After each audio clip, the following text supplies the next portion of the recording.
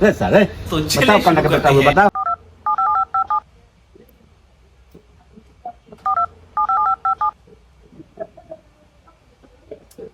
वो लोग काहे ने के उठावती है लागत तो धरा गोल काम होइली है। अच्छा भेंट आई तो पूछा तने ओकरा से।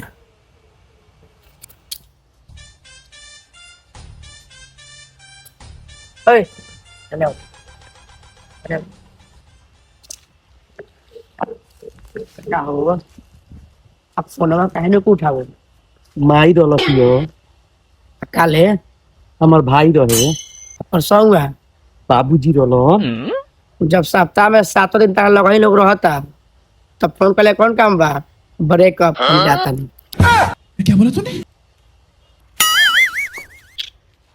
ए सुनो ना काल एतवार हो अच्छा ठीक बा आ काल वही हो ठीक है।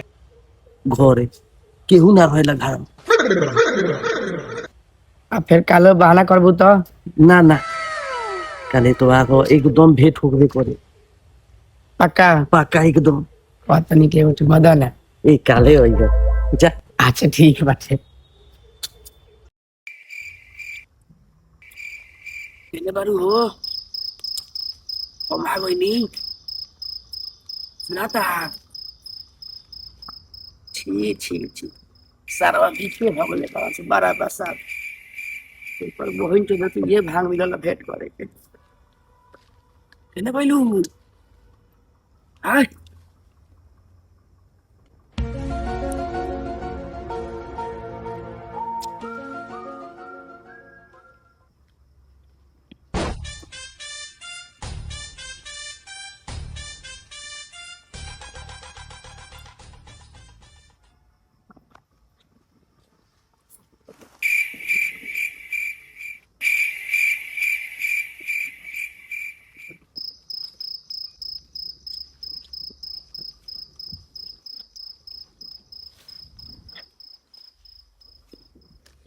कहाँ ना कोई पड़ा ये दे बानी बैठा नीचे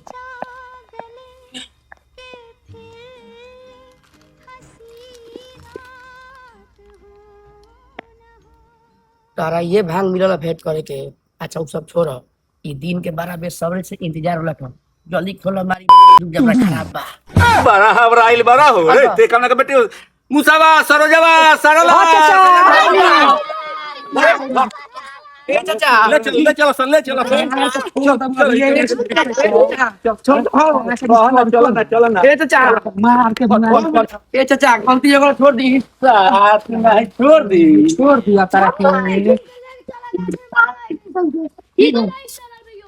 चल ठीक बा बांध गासी बांध चल ले बांध गासी ये रची रे ना ले आओ तारो सरी ले आओ तारे ले आओ रसी बिया से ना भाई बिहान भोरे मुखिया के बुलावल जाई पंचायत होई आ वही बीच में तहनी के दोनों गोरा के घर के लोग बात लगे बोले लगे ए चाचा छोड़ दी ले रसरिया ले ना आओ जल्दी शिवाला सर संग के रात हो रही जा बाबू रसी लेके चल जो बिहान मुखिया होई हन पंचायत होई अब तो नहीं बियाह होई है जान ना कहत है बांध लगियो सरोजवा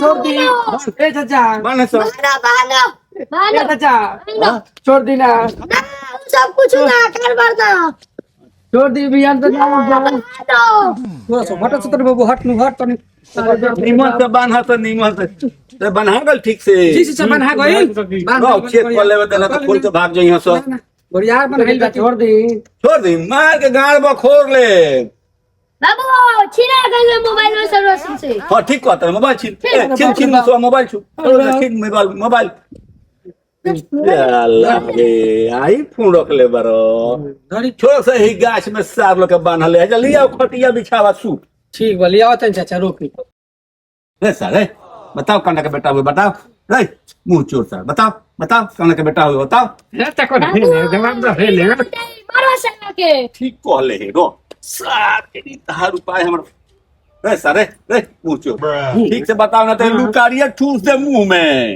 सुनी ना मुखिया जी के बुलाई मुखिया जी के बुलाई तभी हां अब मुखिया जी जागल होई रो बुलाई तो लगाई फोन रो रे मेरा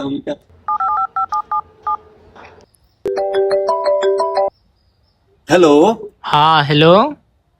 मुखिया जी, हाँ हाँ बोली। प्रणाम प्रणाम। हाँ प्रणाम प्रणाम बोली। ए कैसे बोलता नहीं?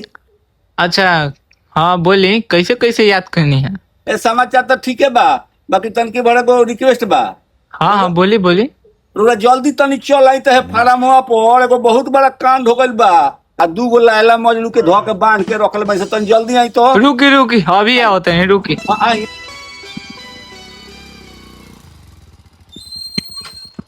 हाँ प्रणाम मुखिया जी। प्रणाम प्रणाम। आई बैठी बैठी। हाँ काका बोली, क्या समस्या बा? मुखिया जी, ई सरवन का चलते माहौल गंदा हो गइल बा। एकनी का गांव के बेटी पतोह के फुसला फुसला के आ समाज गंदा कर देले बारन सो। सर्वसन के घर कहाँ हो? तो घर कहाँ रे? नहीं अते का भक्त सोनल खान ताकत रे जो ना ठंडा लिया के मुखिया जी के पियाओ जो। ले मुखिया जी। हाँ ये सब तो होते रही पहले रे। तोनी संग के घर कहाँ हो? बाबू मुखिया जी ने कॉलो पर रखल बोलो सर मारा सर्वसन के। ठीक बा बा बताओ तनी रे तोर घर कहाँ है रे? भगचोनरपुर आ तोर बाप के क्या नाम हो? भगेलुआ तनी ते अपन बाप के नंबर दे तो। नंबर दे। 95909 हाँ 29400 धरैनी। वाह ई कौन नंबर है रे? ई सर्वसन के मारी पहले। सही नंबर बा लगाई ना, सही नंबर बा। सही से बताओ उहे नंबर है हमर बाबूजी के। हाँ हेलो भगेलू हाँ हाँ तो तनी फार्म पाओ तो तनी तोर लड़का कुकरम काम में पकड़ाइल भाई। अच्छा रउए के बोलता नी? हम मुखिया जी बोलते नहीं। आओ फार्म पर पहले ते। ठीक बा मुखिया जी आओ तनी। हाँ आओ जल्दी आओ। काका एक संग खोल के लिया के है जी बैठाई एक और बाप के बोले ले बानी। बाबू फोन तो बैठाई खोलो बैठाई है जी एक संग के रे बैठा सन है जी। चल चल चल चल हटो तो बाबू तनी हटो तो बैठो तो बैठा सन तोनी सन के सब ड्रामा छोड़वाते हैं तोर बाप के फोन कर ले बानी। प्रणाम मुखिया जी। प्रणाम के छोड़। देखो तहार लड़का बड़ी नाजायज काम में पकड़ाइल बरसन और समाज गंदा कर रहल बरसन। बेहतर ये हुई कि एक निशन के दोनों के शादी करा देवल जाओ आ ना तो बहुत अंजाम एकर बुरा होई। देखिए मुखिया जी, हमार लड़का तो नाजायज काम में धराइए गइल बा, ते हमें अब का कह सकता नहीं हम। रोदन के जो फैसला होई तो हमरा मंजूर। रे जो ते सिंदूर लिया हो तो तनी। ठीक बा रोकी लिया हो तनी। ली मुखिया जी सिंदूर लिया तनी ली तो। रे आई मांग भरते एक और चल धर जल्दी। ए बाबू हम बियाह ना करे। अच्छा माजा मारे के मार ले सरऊ। अब बियाह तहार बाप करिए ना के। मांग भर सारा।